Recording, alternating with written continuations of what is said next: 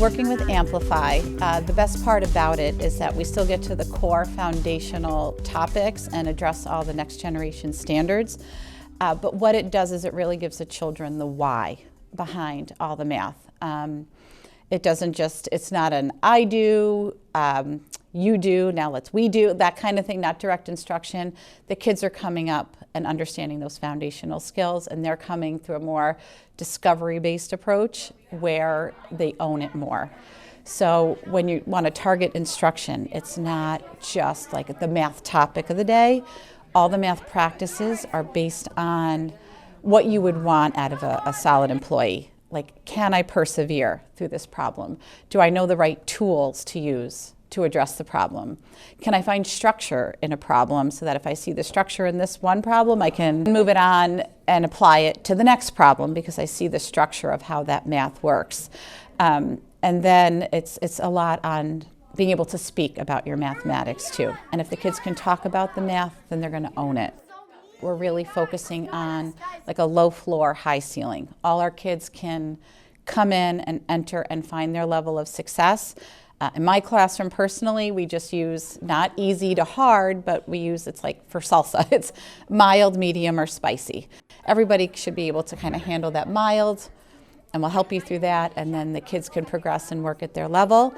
So it's differentiated, but like on the sly, so nobody feels like I'm in the low group, I'm in the high group. Everybody's successfully doing the math at their level. Okay, so then you put it in to check.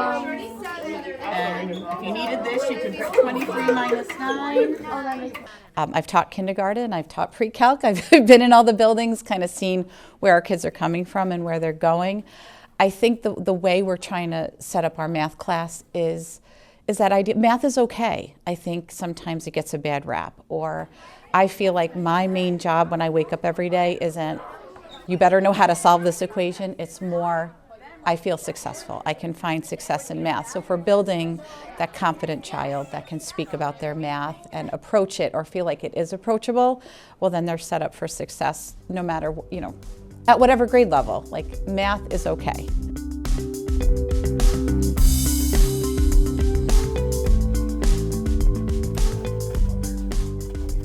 So the biology storylines are a new thing that we've done across the board from 9-12. They're going to bring it down to the 8th grade, I think, next year, but we're trying this out this year.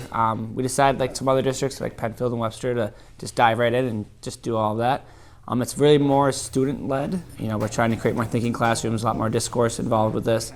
They're always in groups. As you notice, we try to switch the groups up for each storyline. This is our 4th storyline, so we want to make sure there's discussion, kids are helping kids, and we're more like a facilitator. And this should be a natural process. How come that cell is dying? It's a new storyline curriculum where students are constantly doing and actively learning, participating in activities, participating in discussions. So there's not going to be a day where they can slack off and just write down the fill-in-the-blank notes that we give them. It's, oh, I have to be ready. We're going to be doing something in science. We don't just, take a nap or doze off while the PowerPoint is up there. There's always something going on, and I think the students have picked up on that. They both divide. They both make new cells, right? Yeah. Research has said for a long time that, the sit and get isn't the best way to learn. And, we've known that, and so we've tried to, in the past, do what we could. But, there was PowerPoints and there was sit and taking notes, and the labs were great. But, we hit our lab requirement probably at the midway point because it's so much that we can count as labs because it's so hands-on. Question, yes. Any groups want to go next? Go for it. What is immunotherapy? Scott, what is immunotherapy?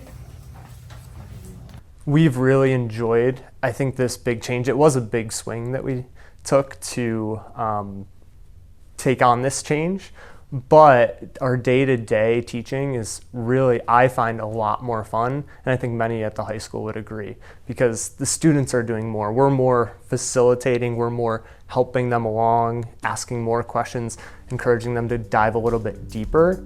Okay, so the cell keeps dividing into 2.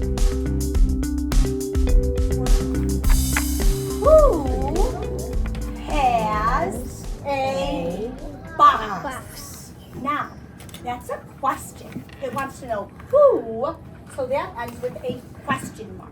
So I previously taught preschool special education, and I loved it. I loved the littles. And we always say that with a really, really strong foundation, you are lessening those gaps. And it's harder to fill those later on when they're cumulative. So that as much as we can do to support them early on and giving them rich experiences, rich vocabulary, rich English language arts programs, the better off they'll be going forward, because they're hearing it, it's going in, they're thinking about it, they're grappling with it. So we know kids learn through play. That is how they learn about their world. They learn through play. So a lot of the new curriculums that we have, we're able to take the content and then turn it into some play-based type learning experience. Yeah, who remembers something that he did in the mud? Jenna, what's one thing he did in the mud? That he slept in the mud and jumped in the mud. He's so dirty. He slept in the mud. He jumped in the mud. Graham, there were a couple other things. Do you remember anything else that happened that Gus did something in the mud? Well, I think what's challenging is previously, without having that defined scope and sequence and that specific language comprehension program and the phonics program 95% that we have right now, every teacher was able to use their judgment on what their kids needed, and we didn't know what everyone was going to the next grade having. And we know all of our kindergartners are going to leave with exposure to all the short vowels and all of the letter sounds. We know that they're going to have exposure to 92 high frequency words. We know that we are going to teach them heart words, that they need to apply them in their reading and writing. And we didn't always have that. I mean, we want our kids to be literate, and that not only means being able to read the words on a page, which is what a lot of what 95% focuses on, but then to be able to understand what they are reading and relate it to things they learned about in their world. Our job as teachers is to provide students with that process and how to develop that comprehension. So even just this week, we walked past a kindergarten classroom, and their job through Wit and Wisdom was to find text-based evidence. So here are kindergartners poring over a text, trying to find text-based evidence. We're at the point in our learning in second grade where students are doing that independently and then producing a paragraph to support a point. Where did this information come from?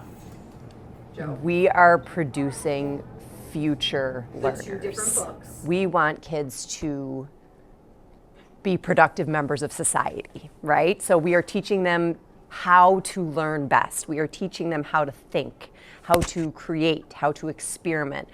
We're teaching them that lifelong learning skill. And this is a program that really doesn't give them the answers. They have to create, they have to think, they have to synthesize and take information that they're hearing from multiple sources to then produce something, a writing piece or a project or something that keeps them to showcase their learning.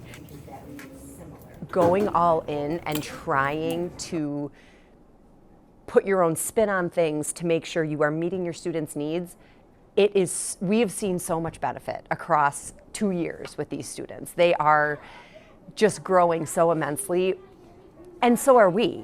It's pushing us out of our comfort zone. And I think sometimes as teachers we get a little bit set in our ways, but we are, if we are trying to push ourselves, we will be pushing our students. So we want to make sure that that's our first priority.